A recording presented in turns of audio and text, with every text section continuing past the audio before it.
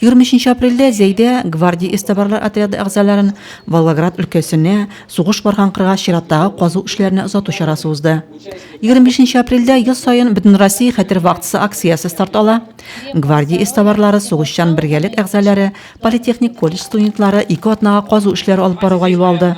Ничек була инде казу барышында әгәр без сугышчылар гәүдәсен табабыз икән, бу бик яхшы булачак ди Виктор Никифоров.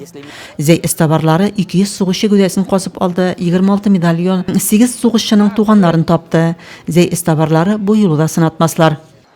Награжден знаком отличия за отличие в поисковом движении 3-й степени Романов Михаил Николаевич. Тантанада гвардия эстабарлар отряды сугышчысы Михаил Романовка Зәнну хәрәкәтендәге уңышлары өчен күкрәк билгесе тапшырылды.